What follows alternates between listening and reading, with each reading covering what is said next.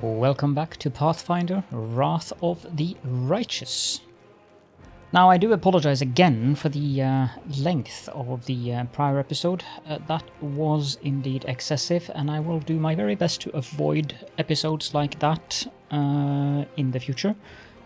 But with games like these, it is kind of hard to find natural breakpoints, and I suppose I could have used a breakpoint like when I was going up into the final story of the Grey Garrison or something.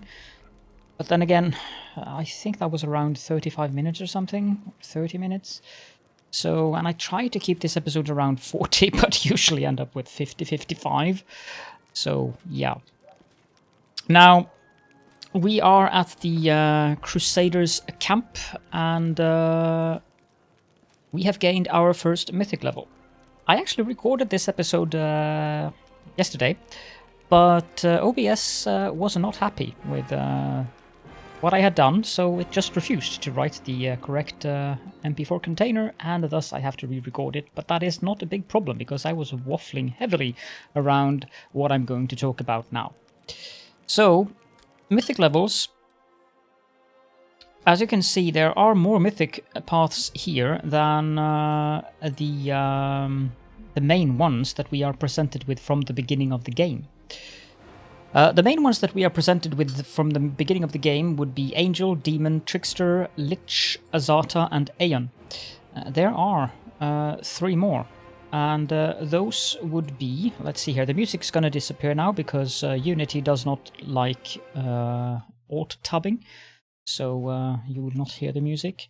But if we take a look at the browser overlay here, there are actually 10 paths available.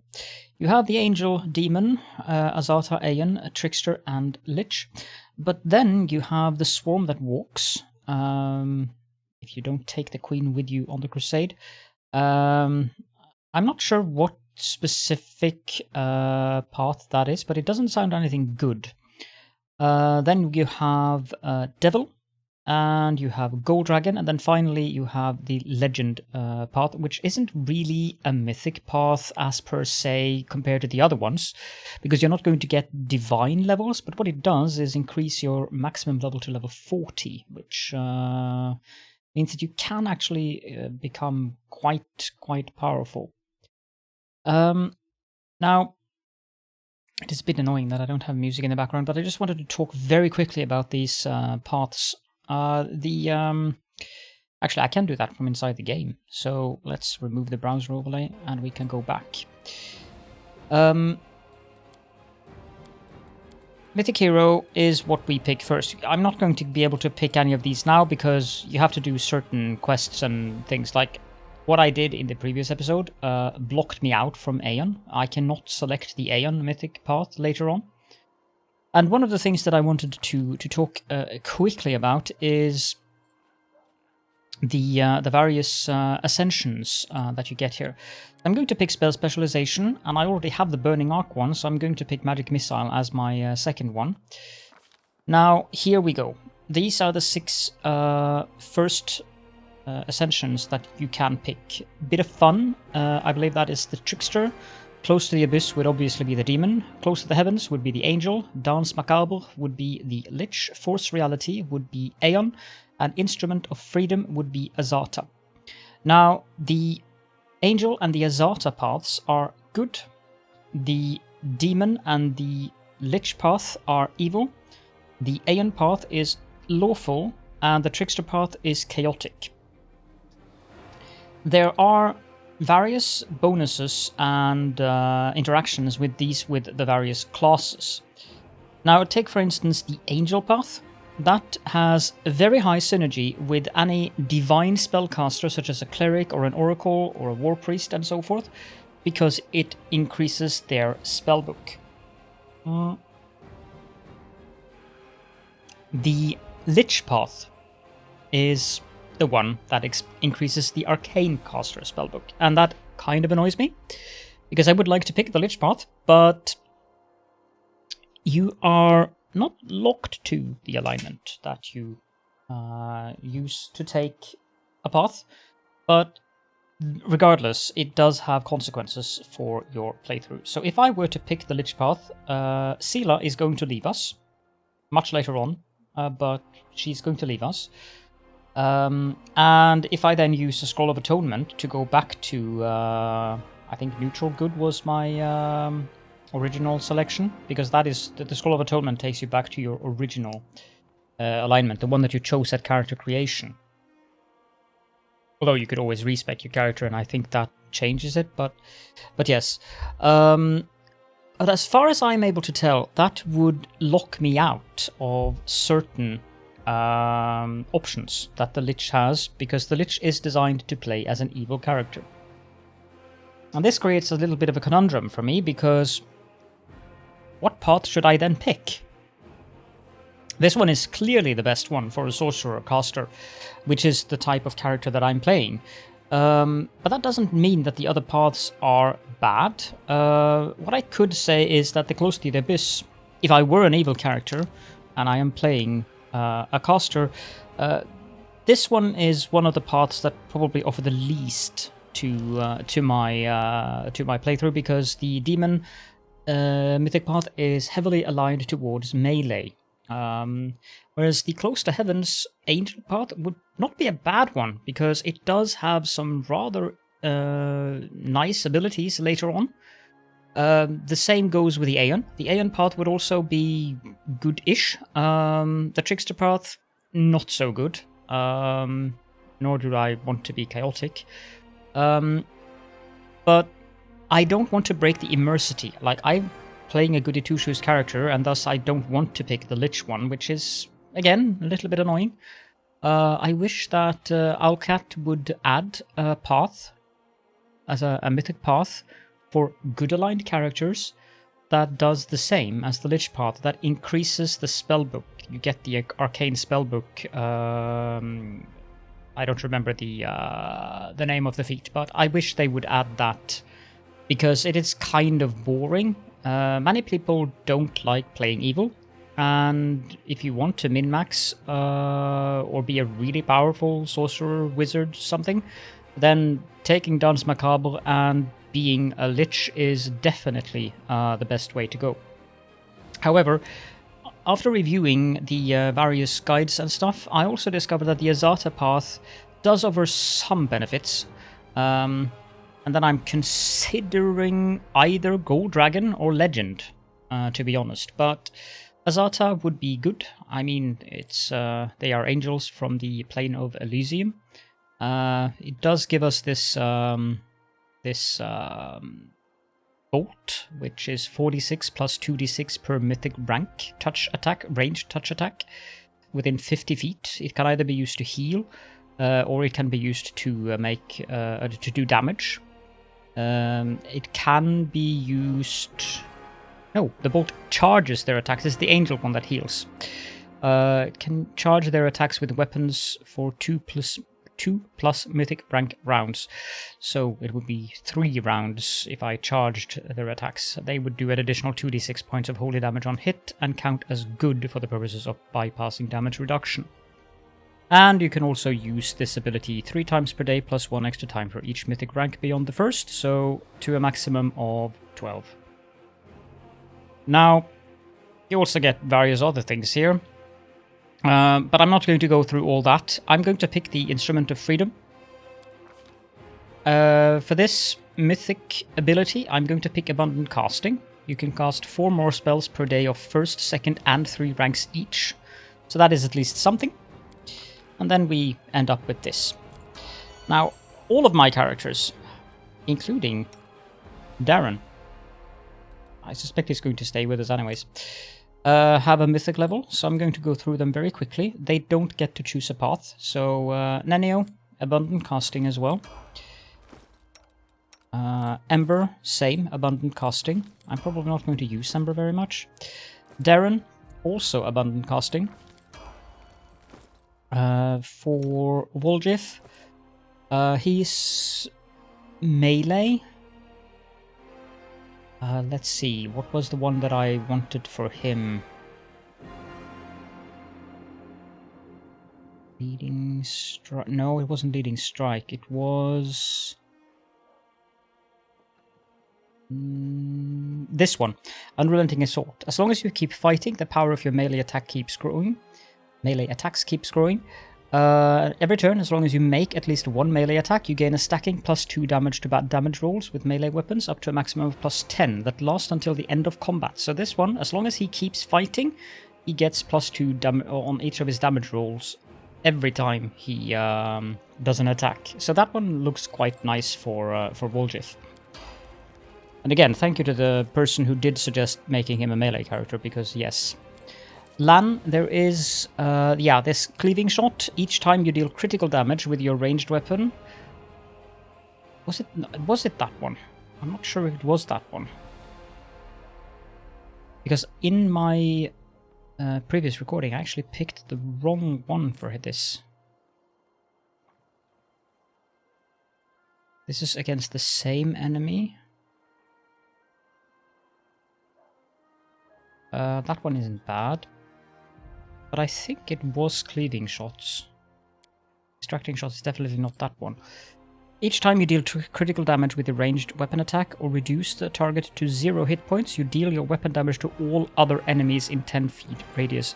Yeah, it is this one, because every time he kills someone or crits on someone, everyone else in a 10 feet radius gets the same amount of damage, which, considering his high crits and how often he is the one that downs someone, this one does seem quite good for Lan. Also keep in mind that if I have made any wrong picks here, I can always go back and respec since I have enabled that option. That was Sela, right? No, that was Camellia. So, Camellia. Archmage armor is really, really, really, really, really good. For someone who can cast mage armor, that's 14 AC. Like on Mythic level 10. 14 additional armor, which is just insane.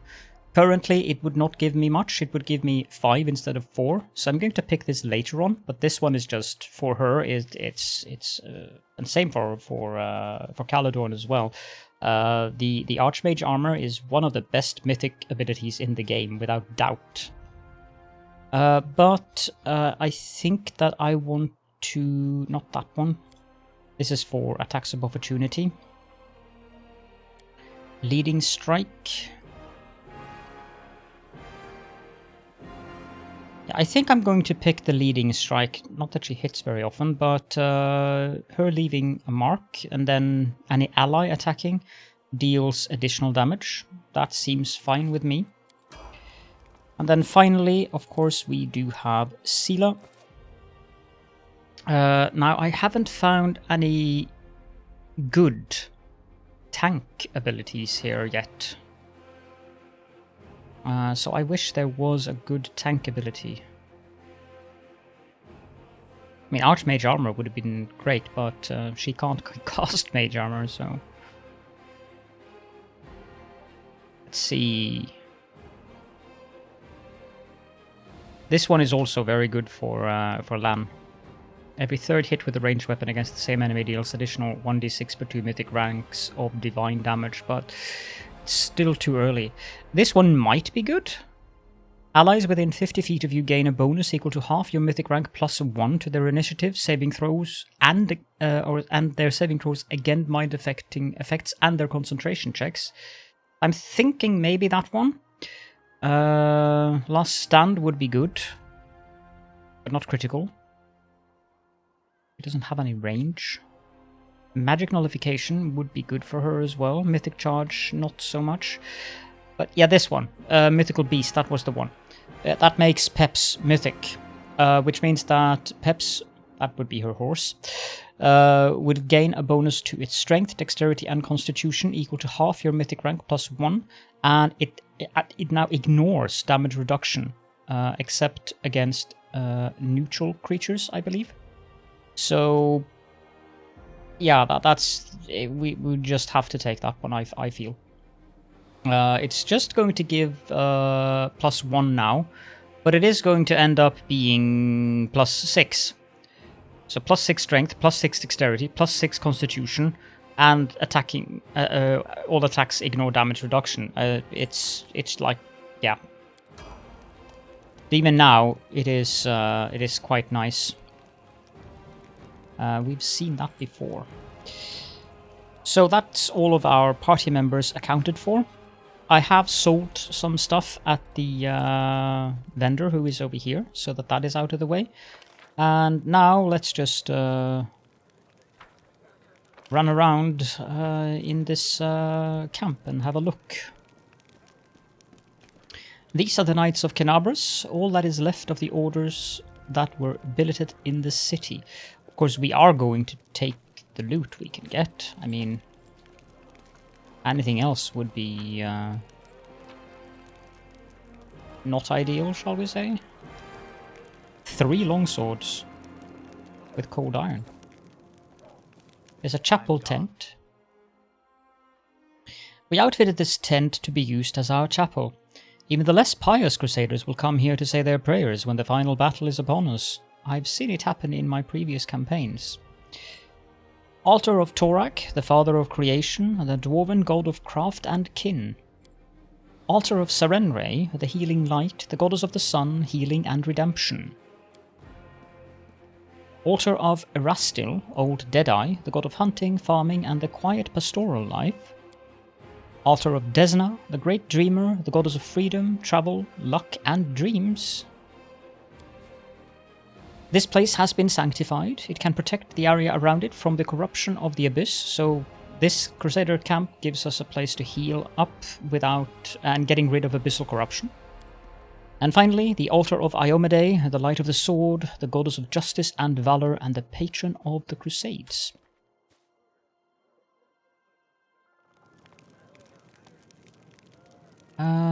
There's more to be looked at over here. Cold Iron Masterwork Kukri and Cold Iron Masterwork Greatsword. Then we have the Field Medic's tent. This is the field hospital. Alas, the clerics of Kenabres suffered especially heavy losses, so we are in desperate needs of healers. And Camellia is in here for some reason. Beautiful day, isn't it? Well, I'm going to steal the book here.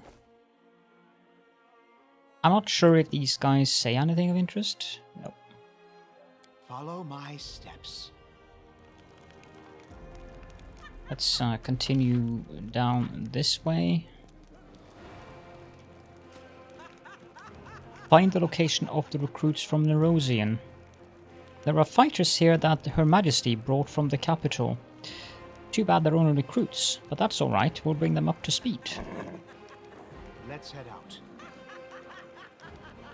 And that's where Sela is standing. Cold Iron Masterwork Bardish. I don't think Sela has much to say to us. A group of soldiers is talking loudly, laughing joyfully and passing around a flask. So picture this, my sword is by the fire, there's 2 goblins are about to snatch it, and 3 more are digging through my tent. And I am sat in the bushes, wearing just my mail shirt, wondering what the blast to do. An old mercenary taught me about the mail shirt. You can't sleep in armor, but it's not so bad in mail once you get used to it. Too bad no one told me not to go into the bushes without my sword. So what did you do? What did I do? I barked like crazy. Goblins are afraid of dogs, you know, so they all went wild and started running around. I spot my sword and they spot me, so I jump over to the fire wearing nothing but my mail shirt, and I grab my sword and I yell in my big tough voice, "Oh, Inheritor, grant me the power to crush these filthy creatures." My sword's shining, the goblins are screaming, I jump to attack them and they fight back, but I fought them off somehow. But ever since then, I never take a step without my weapon. Sela takes a sip from the flask. That's some story. Hey, stop gulping, leave some for us. We've only just set off and you're already drinking? And with the queen in the camp? Stop this at once.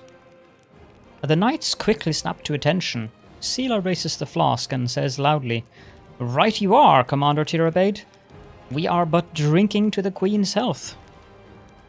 Sela, show some discipline. Sela becomes serious and puts the flask away. "My apologies, Commander." That's better.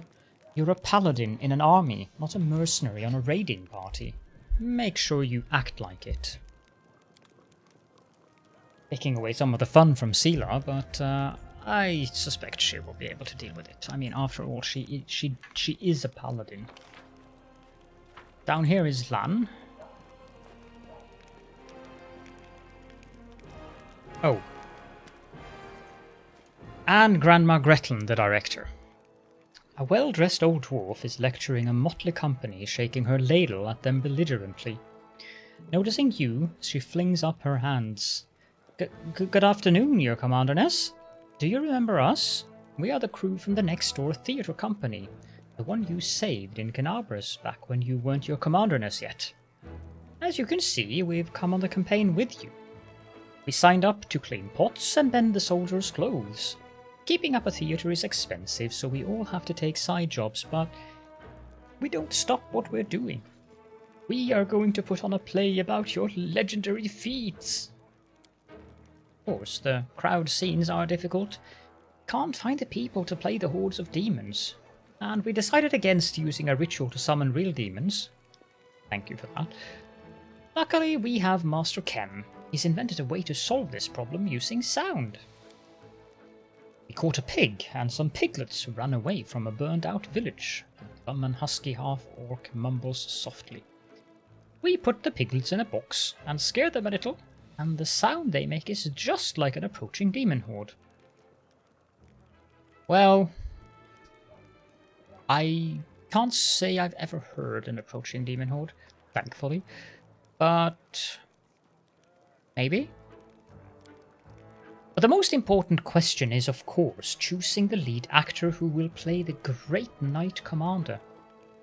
We had to write Barney over it, breaking a number of lances, as well as a shovel, a rolling pin, and a set of back scratchers. But we just couldn't decide no matter what. Maybe you can help us? We have 2 candidates that are most suited to the role. One will have the honor of conveying your heroism upon the stage, Commander. Right, okay. This should be good. I am to be played by a gnome? Not a gnome, 2 gnomes. Rubbledum and Harryfant are twins. One of them sits on the other's shoulders and puts on a long coat so they can play tall characters. They switch places every so often, so each gets their moment of fame, and that way they can each only have to learn half of the script. A Cyclops actor? He's completely tame, believe me. Has a few issues with articulation, but what a powerful physique. We'll make him a nice costume, wash him up, brush his hair. Truth be told, in our show you mainly just have to make short heroic exclamation at the fateful moment, like, "Onward!" or "We'll never give up!" or "My heart burns with courage." Amkin can definitely handle the script. Don't you have other actors who even vaguely resemble me? We're a small and poorly funded theatre, and we only have a few actors, but they're all so talented, one of a kind. I've chosen the ones that are the best fit for your role. Trust my vision. I have more than a few successful plays under my belt. Right, I've made my decision. The entire crew looks at you, holding their breath. You're the director. It's your choice. Wonderful. Sorry we took you away from all the important things heroes and commanders do. We're off to rehearsal. I mean, first we'll wash some pots, and then we're off to rehearsal. Let's go, you lazy lumps. Don't embarrass old Grandma now. Curious who is going to be playing the role of me. Harryfant Rubbledum or Lampkin the Cyclops. Here's Lan. Hey Caledon, I was trying to say the Knight Commander commands the Knights really fast, and it almost twisted my tongue. Amateur. There is some stuff up by Woldriff. Oh. It's Darren. Ah, there you are, you dashing troublemaker, you. Darren flashes you a self-satisfied smile. How our short acquaintance is coming to an end. Very soon you will depart on your crusade, where you will scrape by on horrible rations, struggle vainly to fall asleep amidst snoring soldiers, be rudely awoken by the freezing cold, and have to look upon the dour faces of self-righteous prigs before you finally perish in the maw of some demon. I have a journey ahead of me too. I have just rented a sailboat in the south. I have also hired an excellent chef, and a host of other entertainments. Well, to each their own, I suppose. Darren pauses, then suddenly adds in a more serious voice. You know, I am genuinely sad to see you go. If it sounds like mockery, forgive me, I cannot switch off my venom gland on a whim, you see, but you intrigue me. If only we could have spent a little more time together. But of course, Darren grimaces. Not under these conditions. Let the Crusaders and the demons have at each other. With any luck, they'll take this entire sanctimonious spectacle down with them. So, apparently, I think that number 2 there is a kind of a romance option. And it is kind of amusing, so I'm gonna pick that one. You know, I would like it if you stayed. You intrigue me too. Darren's eyes light up a little. He's obviously pleased by your attention. Yet he answers in his typical mocking tone. Alas, life is full of disappointments. I must reject your offer. In any case, I intend to wait until the army departs. I do love a good send-off, especially when it is I who is staying and someone else who is heading off to meet a dreary and hopeless end.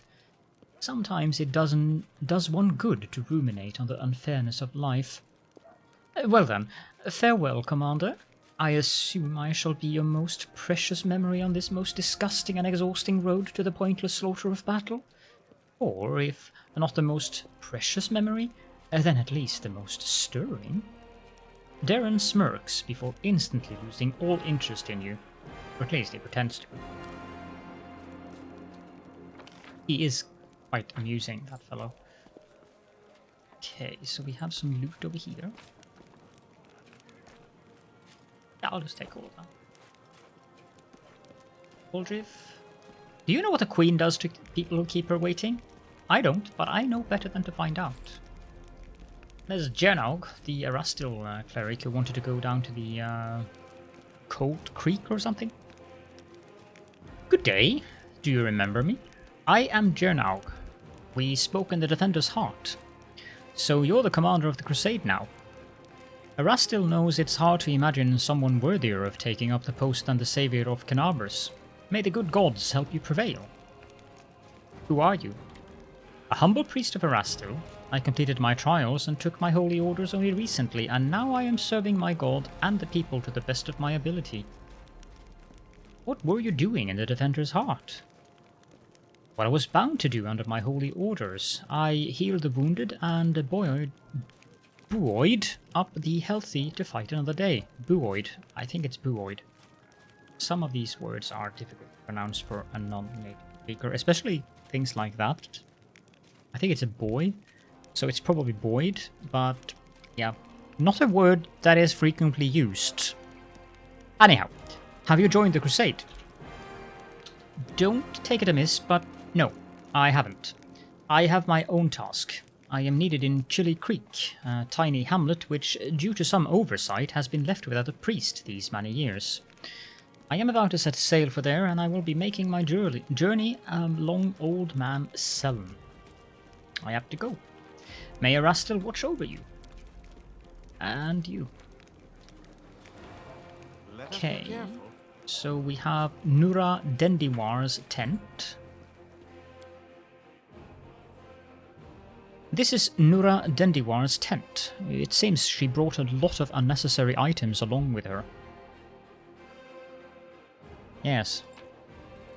Let's help her so that she doesn't have to carry so much. I think these books are books that we have read before. Yeah, I mean, it would be horrible for her to, or him, I think it's her, carry all this stuff with them. I mean, we should be helping with that. Down here.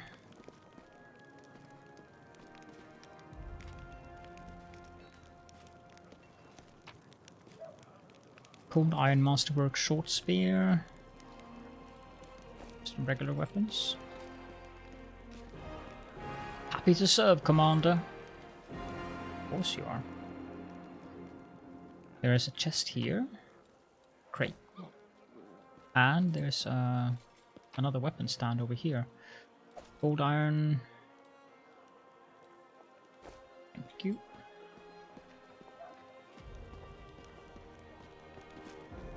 Here's Ember. I have seen so many happy faces today. It is so good. And I think that was all we had to do. Ah, the tent of Tyrabad. So that would be... This is mine and Anevia's tent. We are both used to traveling, but the Queen insisted our tent be furnished like a commanding officer's. That makes sense. We'll steal their book, of course. Briggy the sausage maker. This massive bed is clean and neatly made. Only commanding officers are allowed such luxury during marches.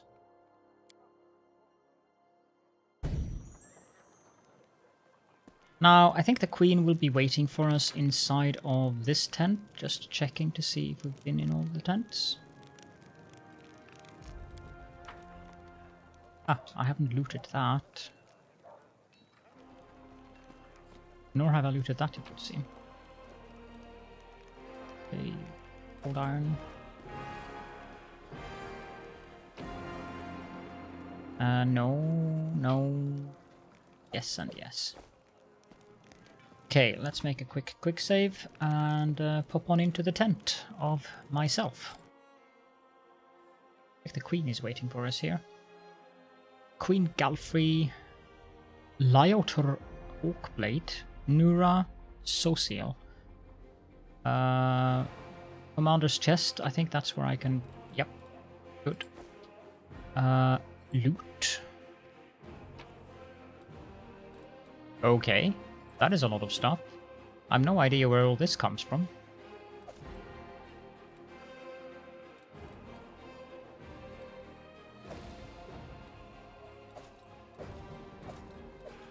But I'm taking it, at least the stuff that is useful.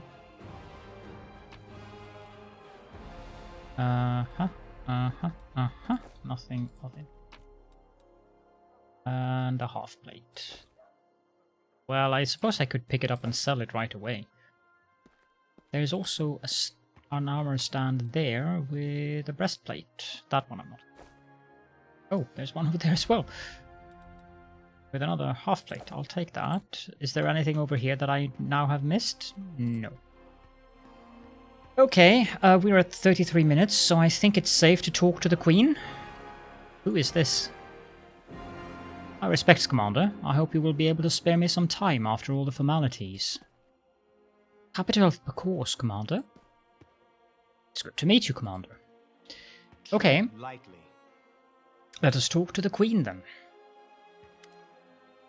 The Queen greets you with a stare. She has dropped the pompous air with which she just announced the 5th Crusade. The face of the ruler of Mendev appears calm and thoughtful. She has made her move and now awaits her opponent's reply. Commander, I'm satisfied with the troop review, but I do not expect they will be sufficient for the task. You will have to prove yourself a shrewd leader and hire the necessary troops with the provided funds. I have chosen a target for your campaign, and that target is Dresden, our lost outpost within the Worldwound. The Sword of Valor was kept there, a banner that was once carried by Iomade herself. Our greatest relic was lost when the city fell. I should make one thing clear from the start. The Sword of Valor is no mere symbol, but a powerful weapon against demons. The holiness of the banner weakens them and robs them of one of their most dangerous abilities, teleportation. A forced march to Dresden awaits you. The Sword of Valor is kept somewhere within the Citadel. The demons probably think it's a hunting trophy. Its recovery is just as important as retaking the city itself. I hope the task is clear. I'm sending 2 specialists to help you, along with the soldiers. A historian, Nura Denduar, and a cleric, Soziul Vainik. One of the famous inquisitors of the Church of Iomade also wants to talk to you. The Honorable Leota, whom everyone calls Hawkblade. I do not wish to keep you, Commander.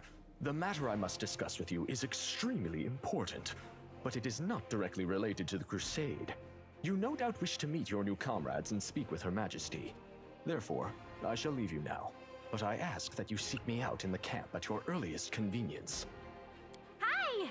Listen, it's amazing here. It's like I'm in a ballad. There's knights in shining armor, deadly dangers, glorious feats. We are going to show those demons!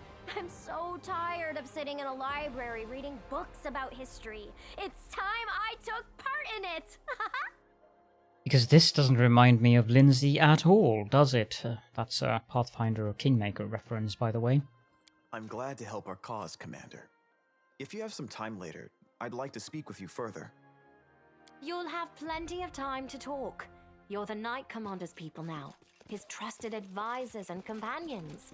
Now then, will you please leave us? Irabeth, you can go too. Interesting. When we met at the Defender's Heart, I never imagined you'd make me the commander of the new crusade. Some actions may be deemed bold, or even extreme, and beyond those, there are some you might call the Queen's last resort. I am not a simple monarch. I am at war with the Abyss, a war which has lasted over 100 years. I cannot allow myself the luxury of caution. In you, I see a chance, and I am willing to stake everything on it. It's interesting if you pick the demon path, or the devil path, or the lich path, I suppose. However, you cannot blame me for putting you in charge of the crusade. I only formalized what had already happened in the hearts and minds of many.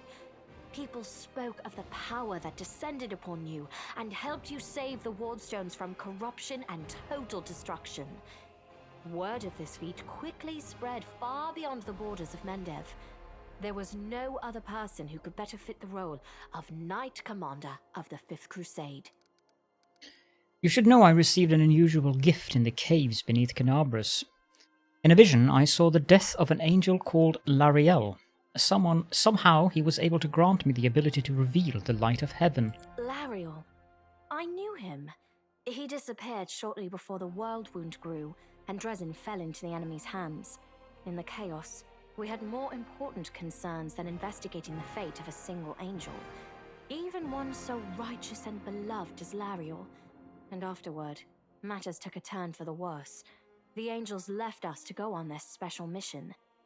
It is so strange to hear the names I used to hear when I was young, like getting a message from the past. It is sad news, but it brings me back to the times when we strongly believed in our victory, and we rushed headlong toward it without fear. Could it be that such times have come again? Did you know that the souls of angels from heaven are confined in the Wardstone? I had guessed as much. Many angels fought alongside us in the First Crusade. Heaven was unable to mobilize its full might to aid us, but individual celestials volunteered to fight for our cause. Then one day, they all vanished, saying that they were setting off on an important mission. Not long after, Iomede's herald erected the first wardstone in Canobris, and then the others in cities across Mendev.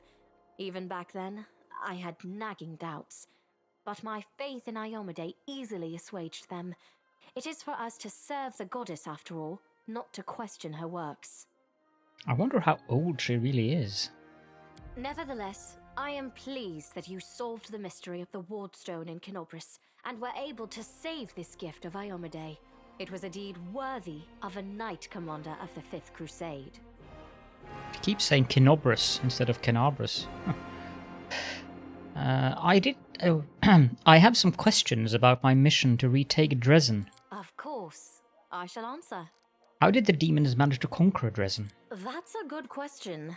Its walls were built by dwarf craftsmen, and the power of the Sword of Valor protected the city. Alas, where raging hordes failed, a single lying tongue was all they needed to succeed.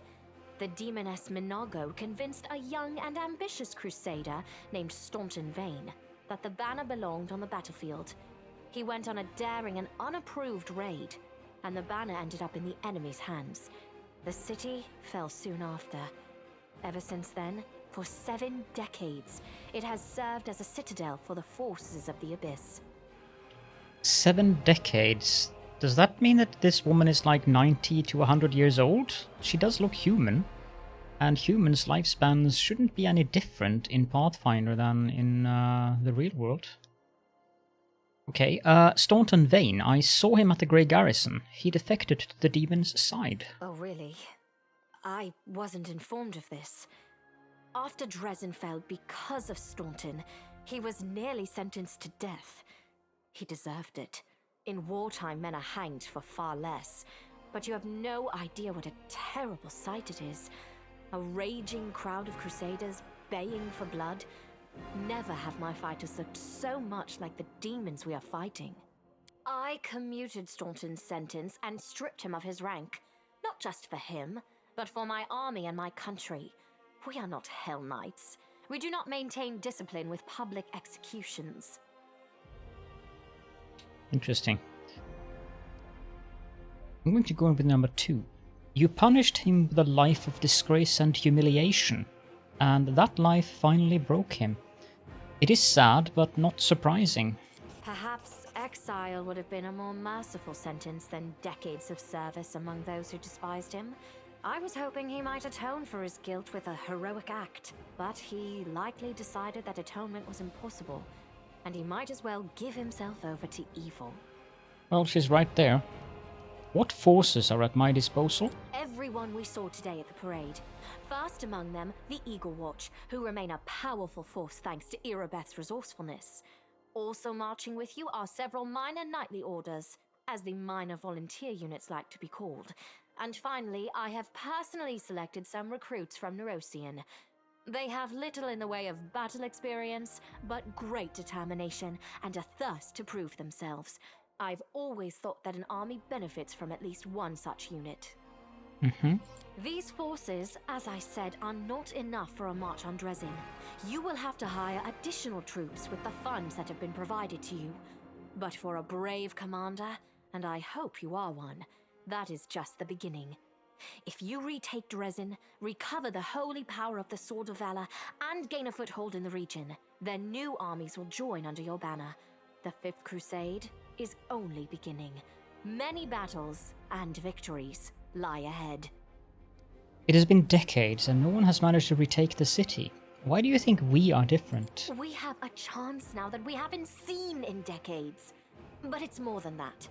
You created this chance for us by foiling the demon's plans in Canabris. The army who attacked the city came straight from Dresden. Demon hordes from the Abyss are usually encamped there, but many of them perished on the streets of Canabris. We must attack swiftly before they can restore their forces. When the city is free and the Sword of Valor appears before our soldiers, they won't be sending in any more reinforcements. Demons cannot teleport into an area protected by the banner of the goddess.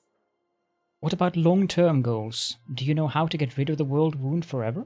Now you are talking like a real knight commander. However, answering your question is not easy. To win this war, we must bar the demon's way. There are a few planar rifts leading to the Abyss across the territory we call the Worldwound. The best specialists we could find have tried to close them on separate occasions, with no success, as you may have guessed. Yeah? The Worldwound is more than just a chain of portals to the Abyss. We do not understand its nature yet. The methods of rift closure known to magical science simply do not work here. However, we have a hypothesis, and a rather well-grounded one, that we must begin at the source of the problem, the place where the Worldwound was opened. That makes sense. The main rift lies through the city of Iz, and the Threshold Fortress, deep in the former lands of Socorus. We have never managed to fight our way so far and gain a foothold to allow the mages to explore the origins of the Worldwound. So, the next step after you succeed in Dresden is an offensive push deeper into the Worldwound, with the aim of reaching Threshold. The very threshold of the Abyss. I have no more questions. Wonderful. And what are you going to do? Overlooking a spot of insubordination just at the moment. Mhm. However, I shall answer you. I shall prepare the defenses at Nerosian and all the other border cities and plan the future of the Fifth Crusade. Does that satisfy your curiosity, Knight Commander? So we can actually ask her to remain with us. And I'm going to do that. My queen, I would ask you to remain with us. The Dresden Campaign is the hope of the Crusade, and the blessing of Iomade that you carry may be decisive in this battle. Do note that you should not pick this if you want to pick certain paths, because this one actually blocks you from picking some paths. Namely the Swarm path, just so you're aware of that. And no, I haven't played the game past this point, I'm still doing a blind playthrough, but I have seen things when I've read things, so that's why. I hear a polite attempt to appeal to the conscience of an old sovereign. Yes. I don't know if you realize what you're suggesting. If our enemies in the depths of the wound were to discover that I was with your army, they would immediately send their most vicious demons to attack. They would stop at nothing to be rid of me, and thereby sow chaos across Mendev. But you are right. I shouldn't be sitting it out in the rear. I am a warrior queen, and a queen of warriors. Yet my fighters have forgotten what I look like. Fine. I shall join the crusade, but on my own terms. First, I shall assemble my entourage and lead the parade out of the camp. I shall catch up with you later, along with a few hand-picked bodyguards. We'll change our armor, and I'll become a knight of a minor order and join the troops incognito. Until we approach Dresden, no one should know I am among you. But before we storm the city, I shall show myself to the troops and join the battle. Let it be a surprise for the demons. I hope you won't complain of my company on the road, Commander, since you were the one who insisted upon it. Do you have any other questions? I'm sure we'll get along just fine, my queen. The task is clear. Splendid. Ah, yes. We have one final matter to attend to. It should be rather enjoyable. Oh dear. Count, there you are. You received my instruction? I did, though I did not have time to read the thing before I was dragged before your majesty.